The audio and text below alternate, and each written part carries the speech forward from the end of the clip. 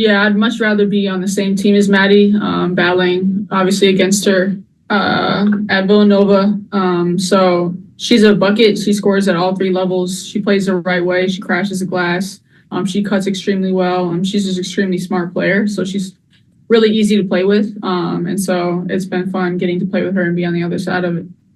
What does success look like for you this year in your first pro season if you're looking at it?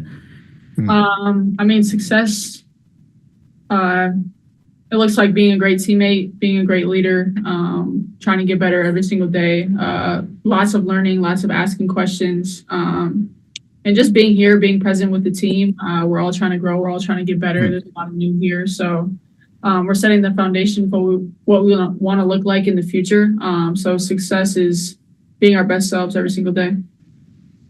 Yeah, the city itself has been very welcoming. The organization has been very welcoming. They've done a great job of taking care of the players, taking care of me, of course. But they have all the resources that you need to be successful in terms of, especially recovery is important, going from season to season, and then just having resources off the court as well, like Pilates and stuff that we can do, sports psych. So they have all the resources that you need, and it's been fun getting to know new people and build new relationships within the organization.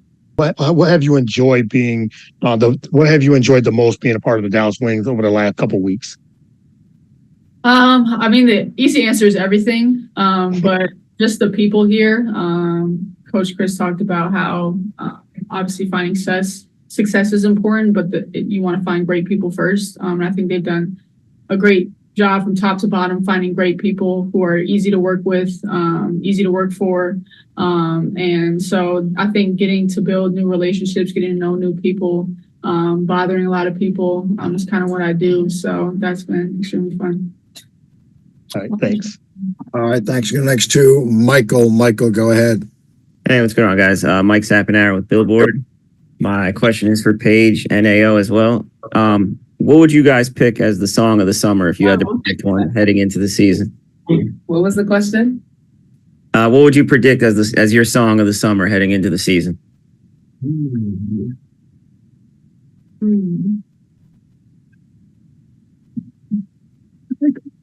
Boots on the ground. You don't know that? Paige, what do we think? Coach Chris had a good one the other day. Keep it loose, keep it tight. Keep it loose, keep it tight. You're right. That's the song. Was it Amos? Amos Lee. Keep it loose, Lee. keep it tight. And if you guys could just add like some artists that you guys bump pregame, like on your playlist. I'm all over the place. I got gospel, I got Adele, I got Drake, Lil Wayne, Gunna, I got a Sake at Burna Boy, everything. Yeah, gospel, R&B, SZA, Drake, of course, Victoria Monet, Summer Walker, that stuff. You listen to Gibeon? Mm-hmm. Awesome, thank you. We'll go next to Brad. Brad, go ahead. Ladies and Chris, how are you? This question is for Paige. You recently took home a very prestigious award, the Honda Sports Award for women's basketball. You're the first Husky to win it since Stewie in 2016, which will make you a finalist for the Collegiate Woman Athlete of the Year. Can you speak to what these accolades have meant to you in your final season there, and just how the university still supports you? Yeah, I've always looked at individual accomplishments as a team award, so it's really rewarding to how we played as a team, our whole entire journey throughout the whole year, and then also all the people behind the scenes that are working for us as players, like the strength and conditioning staff, the training staff, the masseuse, our academic advisor, like everything and everyone pouring into that award. So it's been cool to have that and to share that amongst others. And then, the coaching staff is the reason that there's sustained greatness at UConn. What they've built throughout the entire year, their standard of excellence and their professionalism, it just makes success sustainable. All right, thank you, Paige, and good luck. All right, we'll turn next to Christian. Christian, go ahead. Good afternoon. I have two questions. My first question is for Paige. I have a follow-up for Enrique. Paige, you did a wonderful interview with Time Magazine. You talked about a lot of things, how you got into basketball and, Candace Parker being one of your idols. But you also talked about how Black women in sports are undercovered. And I thought that was really important that you took time to actually mention that. Why was that important for you to speak about that? Yeah, I've had a beautiful upbringing of a lot of people, a mixed family. But I've had very influential Black women in my life, very influential Black teammates in my life.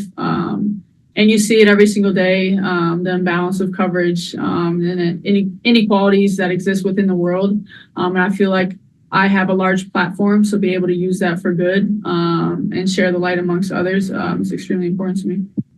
I think for myself going into year two, I think just being a good leader, I think that's, when you're the point guard, you got to be the strongest voice on the floor. So I think at times that's where I struggled last year, just coming in as a rookie. Like, you don't know when to use your voice. You don't know when to listen to your vets. You don't know the best way to handle a lot of those situations. So I think just learning and growing through that, I think just being a really good leader is my main goal. And obviously I want to play good basketball, but I think winning is the most fun part of this game that we get to play. So that's what it is for me.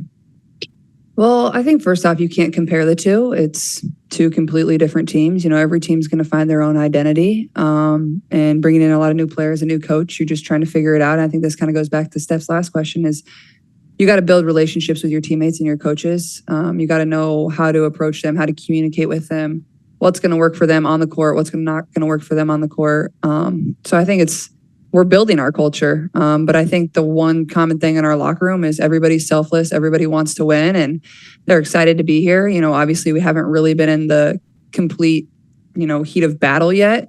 And those are the times that you really got to stick together. But I think, you just navigate that. But so far, I think everybody has been very selfless and, we all have the same goal that we want to achieve. But I think it just goes to building relationships with your teammates and being very intentional about that. Caitlin, last year, you were the first basketball player ever to be dressed by Prada at the draft and continue to really elevate your style in the tunnel throughout your rookie season.